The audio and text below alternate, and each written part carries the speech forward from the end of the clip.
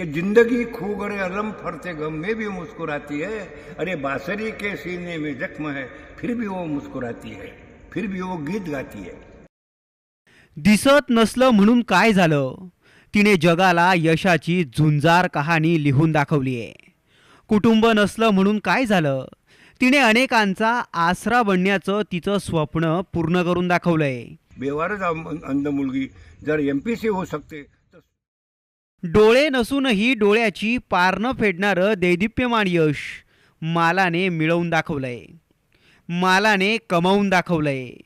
राज्यातली सगळ्यात कठीण आणि लाखो तरुणांच्या आयुष्याला कलाटणी देणारी परीक्षा जळगावच्या रेल्वे स्टेशनवर बेवारस आढळलेल्या एका अंध आणि अनाथ मुलीने स्वतःच्या नावावर केली आहे. भारताच्या दिव्यांगांच्या पुनर्वसनामध्ये हा मैलाचा दगड आहे. जन्माला आलेली मुलगी अंध आहे म्हणून जन्मदात्या आईवडिलांनी 20 वर्षांपूर्वी एका मुलीला जळगावच्या रेल्वे स्टेशनवर सोडून दिलं. लेक दृष्टीहीन आहे म्हणून आईवडिलांनी ज्या लेकीला रेल्वे स्टेशनवर सोडलं होतं तीच लेक आज MPSC परीक्षा पास होऊन अधिकारी बनली आहे. तिला दृष्टी नव्हती पण आयुष्याकडे पाहण्याचा तिचा दृष्टिकोन कमालीचा होता. तिला आपलं म्हणावं असं रक्ताचं कुणीच नव्हतं पण तिच्या रक्तात स्वतःला सिद्ध करण्याची जिद्द होती. मालाने महाराष्ट्र लोकसेवा आयोगाची परीक्षा उत्तीर्ण होऊन इतिहास घडवलाय. महाराष्ट्रच नव्हे तर संपूर्ण भारताच्या इतिहासामधील ही एकमेव घटना आहे. आज मला जो आनंद होत आहे ते मला शब्दांनी सांगता येणार नाही ना. हा माझ्या आनंदाने पूर्ण हिंदुस्थानच्या विकलांग लोकांनी आनंद केला पाहिजे. आनंदाला उत्सव पूर्ण हा आनंद साजरा केला पाहिजे. काही एक दिव्यांग बेवारस मुलगी स्वतःच्या पायावर उभं राहते. आता मी जे काही मला सहकार्य करायचं आहे लहानपणापासून तिला मी सहकार्य शिक्षणाचं दिलेलं आहे. कोणत्याही तऱ्हेचा तिने मला त्रास दिला नाही आणि स्वतःच्या कर्तृत्वाने ते शिक्षण घेत बसली. 10 घंटे ती अभ्यास करत होती आणि त्या कारणाने तिला हे फळ मिळालं.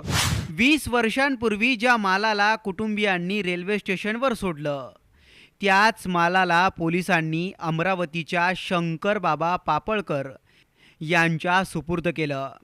शेकडो अनाथांना आसरा देणाऱ्या शंकर बाबांना नुकतंच भारत सरकारनेही पद्मश्री पुरस्काराने सन्मानित केलंय. याच शंकर बाबांनी मालाचं संगोपन केलं, तिला आसरा दिला, स्वतःचं नाव दिलं, नवी ओळख दिली आणि जगण्यासाठीची दिशाही दाखवली. लहानपणापासूनचं शिक्षण चिखलदरा इथे झालं आणि 8 ते 12चं शिक्षण गर्ल्स हायस्कूल पडतवाडा इथे झालं. त्यानं फायनलपर्यंतचं शिक्षण माझं MA कॉलेज अमरावती इथे झालं. माझी लहानपणापासूनच इच्छा होती की मी MPSC कडून मोठी MPSC एक्झाम देऊन मोठे अधिकारी बनावं. हे जेव्हा मी बाबाला सांगितलं तेव्हा मला बाबांनी स्वतःहून सपोर्ट केला. मालाने शंकर बाबांजवळ शिक्षणाची इच्छा बोलून दाखवली. बाबांनीही तिला शक्य ती मदत केली.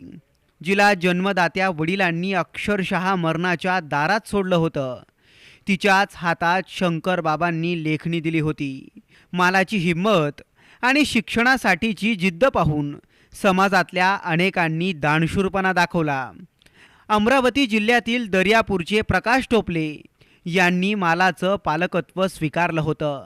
मालानेही संधीचं सोनं करत संत गाडगेबाबा अमरावती विद्यापीठातून पदवी परीक्षेत प्रथम श्रेणीत उत्तीर्ण होऊन इतिहास घडवला. अभ्यास करताना खूप अडचण गेली परंतु बाबाची ओळख पाटील सरांबरोबर असल्यामुळे पाटील सरांकडे मला क्लास लावून दिले. तिथे मी क्लास केला आणि त्यांच्या मार्गदर्शनाखाली MPSCची एक्झाम्स पास केली.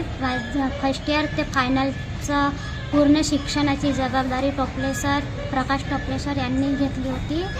त्यांनी मला फायनलपर्यंत शिक्षणासाठी मदत केली, अभ्यासासाठी मदत केली. आपल्याला केलेल्या मदतीची जाण ठेवत मालाने इतिहास घडून दाखवला. किती मोठी घटना आहे ही, प्रेरणादायी घटना आहे. म्हणून आज 18 वर्षानंतर हे मुलं रिमांडच्या बालगृहाच्या बाहेर जातात.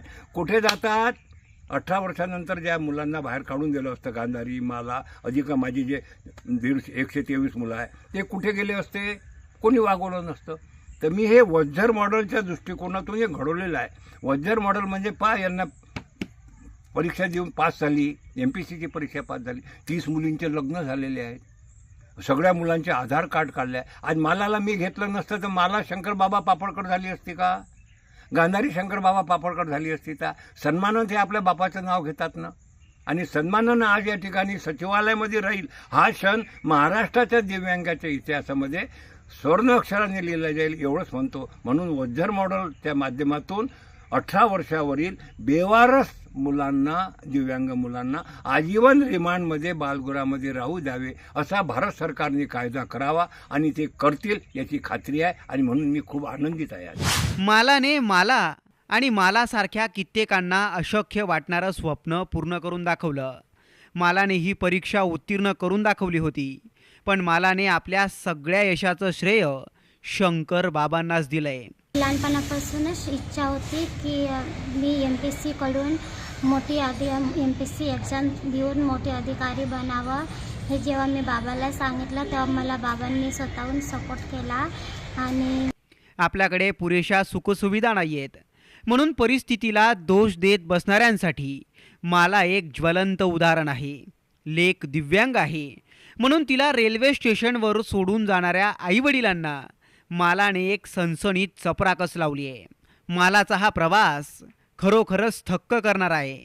मालाच्या जिद्दीला, तिला इथवर पोहोचवणाऱ्या शंकर बाबांना आणि मालासाठी मदतीला धावून जाणाऱ्या त्या कितीतरी लोकांना साम टीव्हीचा कडक सलाम. ब्युरो रिपोर्ट, साम टीव्ही न्यूज, अमरावती.